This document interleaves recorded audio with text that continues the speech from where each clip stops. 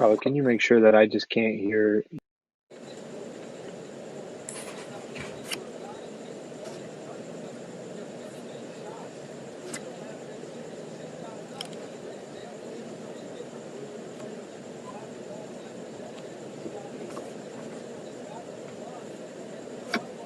What's going on, Laker fans?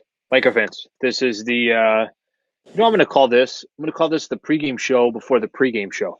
That's what we're doing here. This is a quick preview to what the Lakers have starting tomorrow against the Portland Trailblazers. So, first off, let me just say this. Thank you for tuning in. As always, we greatly appreciate it. Just finished Lakers talk on 710 ESPN, and then we come on here because we got to talk.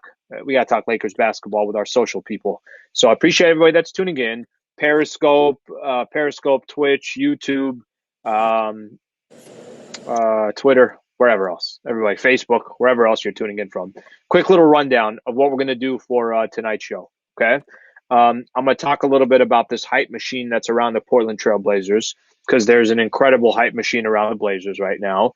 We're going to talk about Anthony Davis's expectations as we go into the postseason, AD's expectations for when he's wearing the purple and gold. We all know that those expectations are going to be a lot different than back in the days when he played for the Pelicans. And then I'll answer some questions. We'll do some other things, and then we'll get the hell out of here. All right. So appreciate you guys tuning in. Already got a lot of people commenting here. Give me a quick second there. Let me just start off by saying this. How good does it feel to actually have playoff basketball now? We know what the Lakers have been doing for the past couple of weeks in Orlando. These games meant nothing to them. Absolutely nothing to them. And I'm not, whether I agree or I disagree is irrelevant, but the games meant nothing to the Lakers. Just the position that they were in, already had locked up that number one seed, nothing to really play for. All these other teams were fighting for their lives. Of course, the Portland Trailblazers being one of those teams.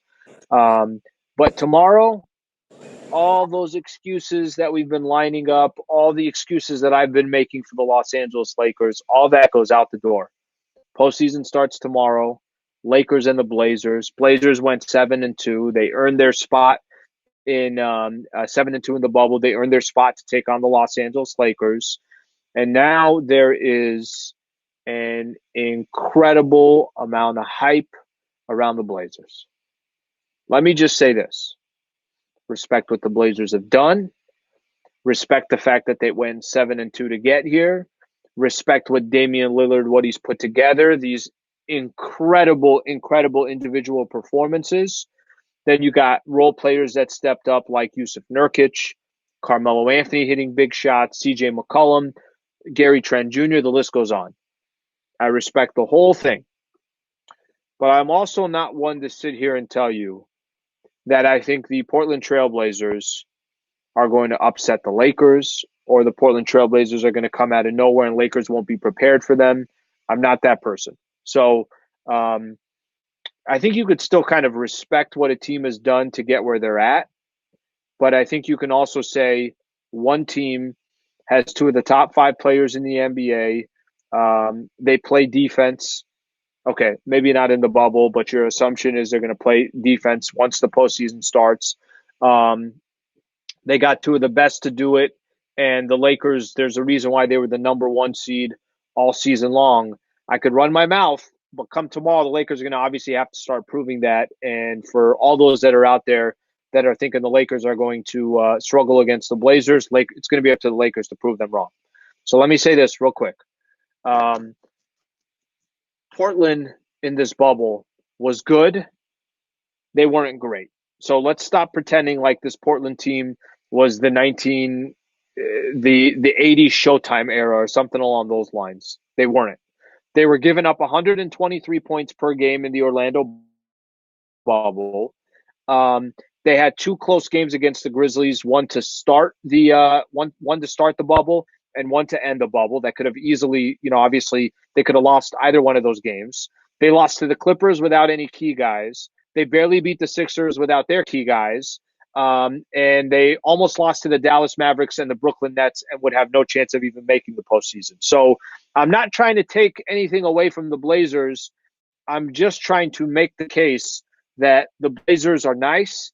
They're not the best team in the league. We should kind of take a step back and understand that they're a good team, but Lakers are an unbelievable team as well. So um, the point that I'm making is I think there's too much hype behind the Blazers. You can comment on here, as you're always able to do. You could comment one of two ways. You could say, Alan, you're right. There's way too much hype behind the Blazers, but this is what happens, and Lakers will prevail. Or you could say, Alan, you know what? You're an idiot. The hype is real. However you want to comment, I will read some of these comments as we go. All right, let me read Lake Show real quick. Tell me, Sliwa, why is it every time the Lakers play someone that the Lakers are always the underdog? I don't know that they're always the underdog, but I always think that there is a ton of attention that goes to the Lakers that maybe doesn't go to another team. You know, if the Clippers, as an example, if something happens to the Clippers, it's just not going to get as much hype as the Lakers. So I hope that answers your question a little bit. Anthony says Lakers will turn it up a few notches tomorrow. By the way, they got no choice. I mean, the postseason's starting. What are you waiting for? One of the things that I've kind of said that I feel like what could be good for the Lakers is a first round matchup against the Blazers. I mean, if that doesn't wake you up, if that doesn't splash some water on your face as you get ready for the postseason, what's going to? And I don't know if Memphis, I have no idea if Memphis, would have prepped the Lakers for a second round matchup or a Western Conference Finals preview against the Clippers. But I think the Portland Trailblazers will, definitely will. Got highlights in the background here, Clippers and Mavs. Starting to get excited about Mavs maybe taking game one. That didn't happen. Okay, let's see what else we got here. Aniket Mohan says Blazers will be gassed. They have no energy left. Lakers in 4. By the way, if we go off of that, if you just watch some of these Blazers games, every game came down to the wire. They needed Damian Lillard and specifically Damian to play big time minutes.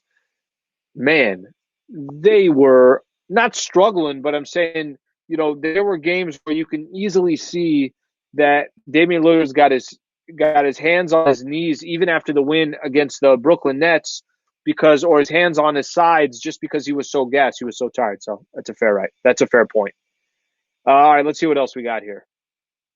By the way, I do have a prediction here.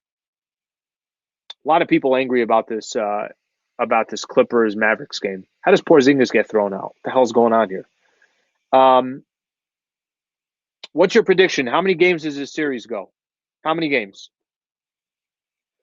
Lakers in 5, Lakers in 6. Somebody think Portland's going to upset them? Put your thoughts down right here. DJ Gusto says Lakers in 5, they steal 1. I'll actually say Lakers in 6. I'll give Blazers that much credit to where I think Lakers will actually Lakers will have tough battles and Blazers will take 2 of them. Which, by the way, is an incredible compliment to the Blazers to think that they're going to beat the Lakers twice. All right, Blue Diamond Gem says Blazers in 6. Dame Food Stamp going to win. No idea what that means, but got somebody on here that says Blazers are winning this series. Somebody else saying that, Alan, you are a bot. Okay, sure. All right, we got a Luis Rodriguez, Lakers in 5. Chris Jones, Lakers in 5. Elijah thinks Lakers in 4. Lakers will sweep them. By the way, I don't think that's going to happen. I really don't. I think Blazers will give the Lakers, as best as they can, a run for their money. But at the end of the day, I think the best way to look at this, at the end of the day, who are the best players on the court at all times? It's LeBron, Anthony Davis, and Damian Lillard. 2 of those 3 players are wearing a Los Angeles Lakers jersey, and 2 of those 3 players I'd rather have before Damian Lillard. And I only say that because what Anthony Davis can do for you on the defensive side. So that's got a lot to do with why I think Lakers are going to handle business. All right, Andrew Beck, totally agree with you, Alan. Not sure what you agree with, but I appreciate it. Sergio on Facebook, Lakers in 5. Scott Garner has Lakers in 6. Okay, so we got a lot of Melo Lakers in 6, Eric Shaw 5 or 6, Garrett Griffin Lakers in 6. So I don't have too many that Lakers are going to get upset here. I got one guy thinks it's going to be a 7-game set. Luis Rodriguez says Blazers' best chance due to momentum is game 1 before LeBron and Lakers adjust.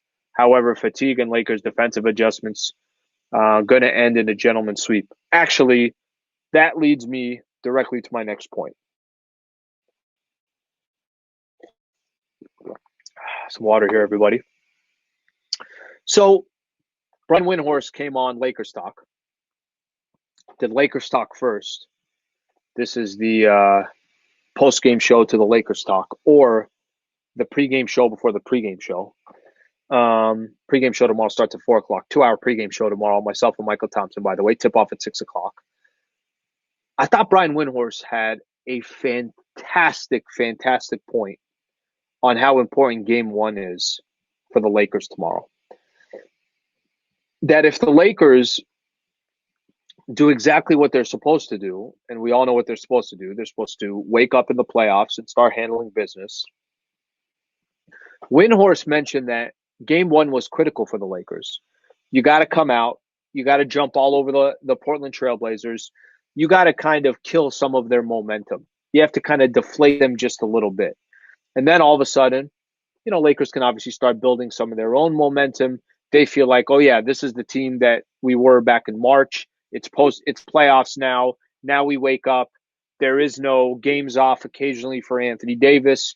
LeBron is slicing and dicing the other team. KCP, Danny Green, Alex Caruso all have to contribute. Kyle Kuzma is supposed to be the 3rd best player on this Lakers team. All that stuff has to start establishing itself in game 1. It can't be something where, the Lakers drop the first game. And I'm not saying, of course, the series is over, but talk about the momentum continuing to build for the other side. If the Portland Trailblazers took game 1, I'm hyping this up now. I'm kind of starting to get even more excited than I was before. Game 1's going to be key. So to just answer Luis Rodriguez's point about that was be key for the Lakers in game 1, I couldn't agree more.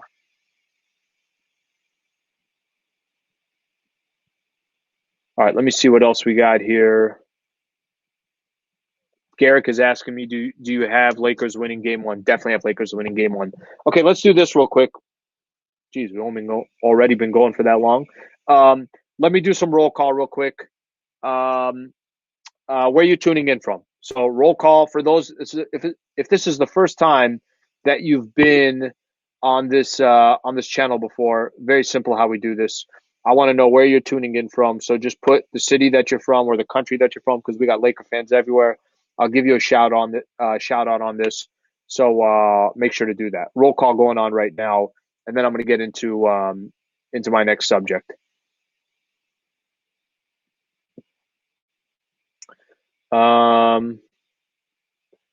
Memphis has done a decent job on Lillard. Aniket says Lakers need to be careful foul calls on Lillard. Absolutely. All right. East Los Angeles, thank you for being a part of the show. Simi Valley, Philippines, Rochester, India, thank you for tuning in. The Bronx in the house, South Central LA, Tampa, Florida, Oxnard, Highland Park, thank you for being a part of the show. Alicia Viejo, thank you for being a part of the show. Riverside, Los Angeles, Tampa. I appreciate all you guys being a part of the show. Bahamas in the house as well. Germany. Somebody asking if they missed a fist pump. No fist pump because there's no game played. No game until tomorrow. Let's get that win tomorrow, and then we'll make this happen again. Washington State, thank you for tuning in. I'll read more of these off as I go because there's a lot of them here. Okay, second topic I want to get into here. Second topic. Expectations for Anthony Davis in this postseason. So let me first say this. Sonoma, thank you for being a part of the show. Hong Kong, thank you for tuning in. Philippines, thank you for tuning in. Grand Rapids, Michigan, Western Australian, West Australia representing. let me talk Anthony Davis real quick, okay?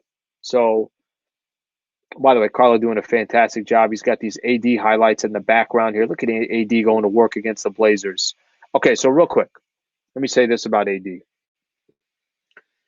This is why Anthony Davis is here in LA.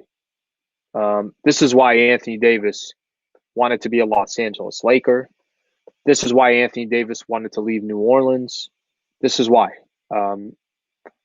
This exact moment starting tomorrow was the entire reason. All right. What do all these Laker greats have in common? I want to make some comparisons here. What does Kobe have in common with Shaq, with Pau Gasol, with Jerry West, with Magic Johnson and Kareem and James Worthy and Jamal Wilkes and Wilt Chamberlain? Go down the list of all these Laker greats. All of them have one thing in common. They made their names in the postseason. There were moments in their careers that while they were rocking the purple and gold, they were greats in the postseason. That's what it all comes down to. So I've kind of talked about this. I've teased it a little bit. I've started having this conversation about Anthony Davis. And my intention is not, hey, I'm going to put all this pressure on AD. That's not my intention. But this is why Anthony Davis is here. For his career, he wanted a chance to come to the big stage, play with another superstar like LeBron James, and see if he can win some NBA championships. Well, this all starts tomorrow. You know, there is no more waiting for that moment. There is no more, well, he'll perform in one game and he doesn't perform as strong in the other, or he was really aggressive in one game but not as aggressive in the other game. He took 28 shots one game, he took 7 another. That can't happen in the postseason. And I don't believe it's going to happen in the postseason. But what I'm trying to tell you is that the playoffs is what made those players that have jerseys hanging up in the rafters at Staples Center or have helped win NBA championships for the Lakers. The playoffs is when they were great. That's what made them Laker greats. And tomorrow is that Anthony Davis moment where it all begins, because what he accomplished in the regular season was fantastic for the Lakers.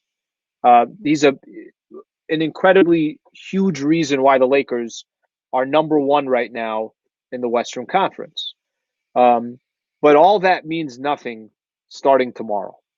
I don't want to say it doesn't mean anything, but I'm saying all that is in the past starting tomorrow. So what happens tomorrow is, here we have this brand new season that begins. And the player that is your present and will eventually be your future is now going to be dependent on to deliver like these other Laker greats that I've talked about. That's the expectation. I mean, there's no way to sugarcoat it. When Pau Gasol came to the Los Angeles Lakers, you heard what all the chatter was. It was like, okay, Pau, it's great you're here. Great what you did in Memphis. But you got to deliver here in Los Angeles, and that's the only way you're truly, truly going to be an all-time Laker great, which is what Pau Gasol is. When Shaq signed with the Lakers from Orlando, when Jerry West pried him over to Los Angeles, it was great what he accomplished in Orlando, but it really all didn't mean anything. And you remember the type of pressure that was on Shaq because Lakers were losing in the NBA playoffs for 3 straight years under Del Harris, and until they finally obviously won that three-peat, went to the finals 4 out of 5 years. Shaq did what he did, is an all-time Laker great. Anthony Davis has similar expectations. The expectations are LeBron has won championships. LeBron's legacy is already built.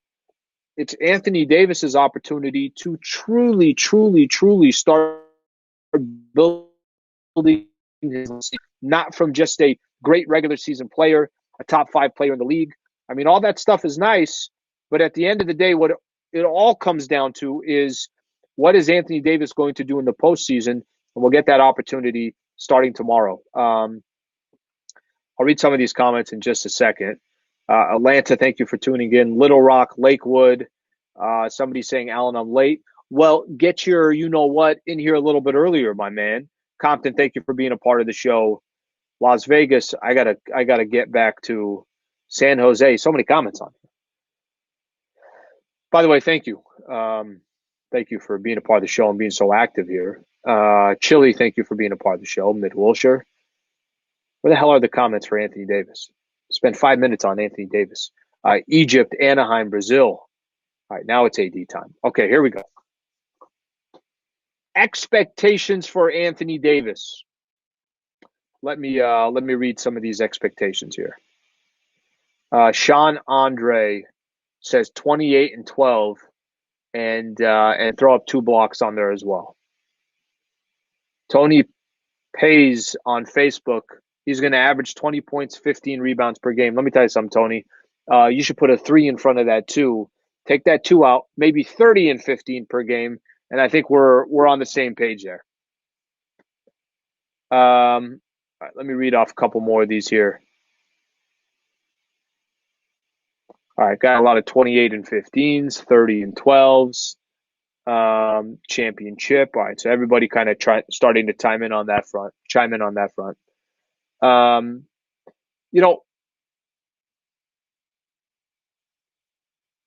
Antoine says Anthony Davis could lose and still win 5 in the future. True. But let me kind of just remind you about one thing. I'm talking about the present right now. So at this stage of his career, this is the most important part of his career. There's never been a more important time in Anthony Davis's career, where there's other players that have already established certain things in the postseason or in the NBA where maybe that's not as big of a concern. Not too many guys, but there's obviously a few of them. Sergio says LeBron is going to make AD lock in. I am curious how this. I am curious to see how this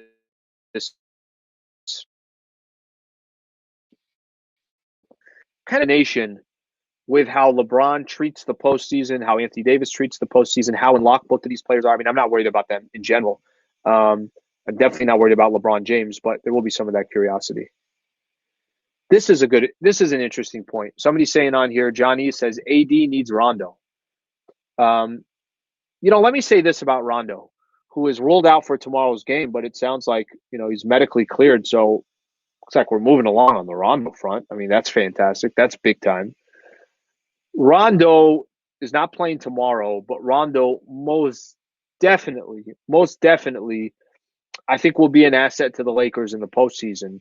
And for those that spend a lot of their time kind of jumping on top of Rondo and saying how poor of a player he's been or how bad he was during the regular season, I do think you do get a different version. You don't get playoff Rondo as a nickname unless you obviously get some different type of a version. So I do agree that the Lakers need Rondo. I got a Ford on these comments here.